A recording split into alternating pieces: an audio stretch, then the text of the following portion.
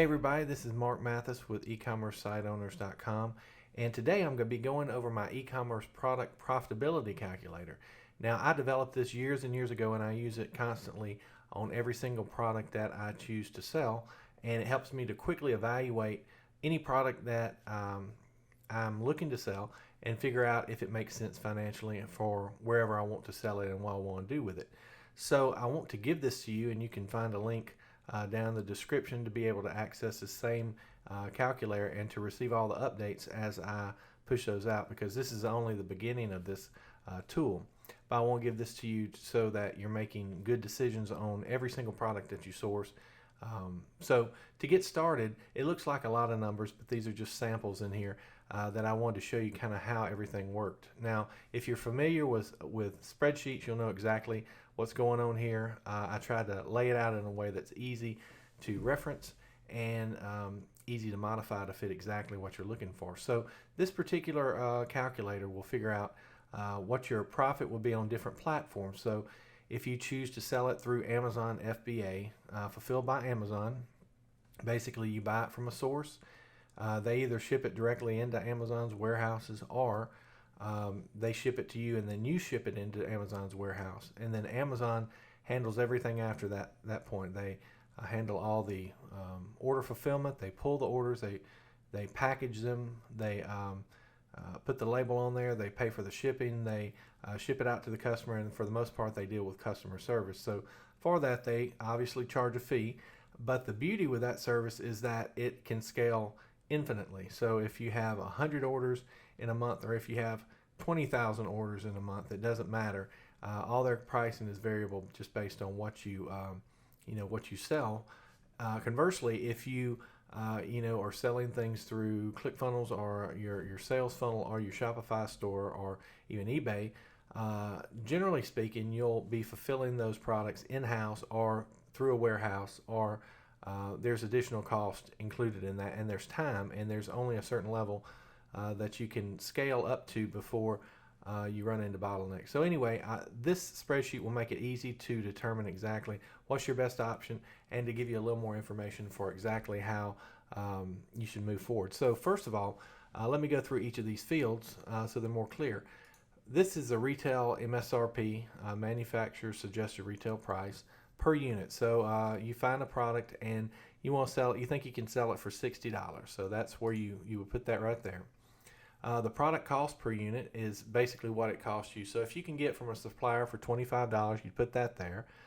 This shipping cost is slightly different depending on what you're doing. So number one, if you're drop shipping the product, so you get an order in, send it to a supplier who actually ships it out on your behalf to the customer, there'll be a shipping cost associated with that. So I'll put $4 as a placeholder for that.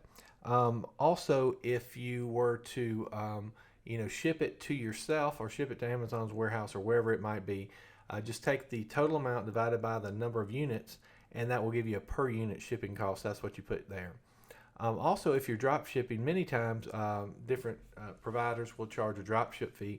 That's their fee for pulling the product, inventorying the product for that time, putting it in the right type of packaging, printing a label out, and then actually shipping it out. So that ranges from typically from $2.50 all the way up to $10 or $20. It just depends on the product. So if you have that there, you can add that, and it will automatically be referenced here in the sum, which this sum just basically adds up all the fees here. If you need to add another one, you just right click and insert one above. So that is our basically our fixed cost in this scenario. So $29, we're selling it for $60. Our fixed cost is $29.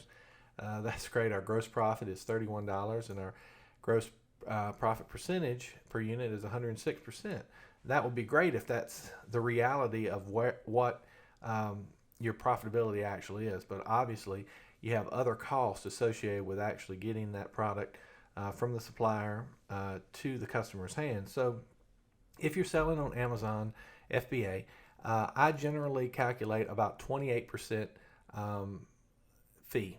So basically, whatever your sales price is, whatever you sell it for on Amazon, I multiply that by 0.28 and get a a fee amount. Now this isn't exact. It varies by product, by category, by a lot of things. But generally speaking, when I'm trying to figure out ballpark profitabilities, I'll just use this 28% as the baseline. Now, one important thing to notice, this is seems very high compared to the other ones, but with that, it includes everything. So all the payment processing, they have a built-in huge database of customers that come there and shop every single day.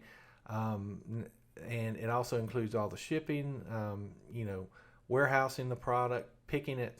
It can scale infinitely, as I mentioned, which is a huge deal. So, initially 28% might seem high, but in reality, it's really not.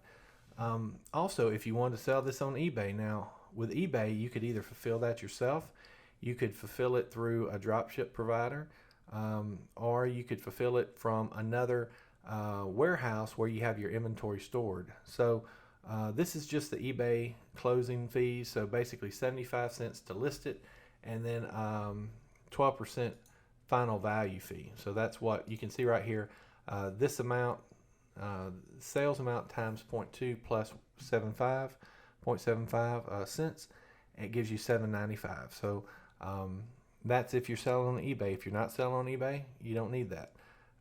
Next is your payment processor. So whether it's Stripe, Shopify payments, PayPal, or a merchant account, you'll need to put your information in there. But generally speaking, I just said that would be basically a 30-cent flat fee per transaction plus 2.9% of the transaction total. That's actually PayPal's fees, and that's pretty much in line with other people. You may have a fixed monthly fee with a merchant account, but whatever it might be, this just gives you a ballpark.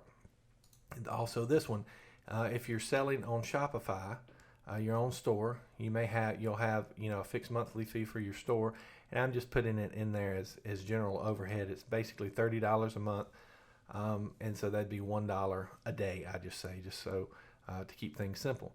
Now, one big variable here that I don't have included is advertising. So whatever platform that you sell on, there is going to be a cost of acquisition of your customers. So whether that's pay-per-click or promoted listings on eBay or Facebook ads or whatever it might be, you probably won't have that information until you kind of dial in your campaigns and see what it's costing you to get that single order. So I don't calculate that in this particular document, but that is something that you'll want to add in so you have a more realistic profitability calculation.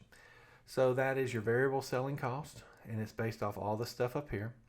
And then down here, this is the main numbers that you care about. So if you're selling on Amazon FBA, your net profit is $14.20, and your net profit percentage is 31%. Now, again, this includes everything except for your advertising and income taxes. So whatever you pay at the end of the quarter or year or whatever that might be, this is just what that number would be, and that's basically your retail price minus your product cost minus your shipping fee, and then if you go down to B14, your Amazon FBA fees. All the rest of them aren't applicable, okay, because your payment fees are included in that Amazon FBA fee.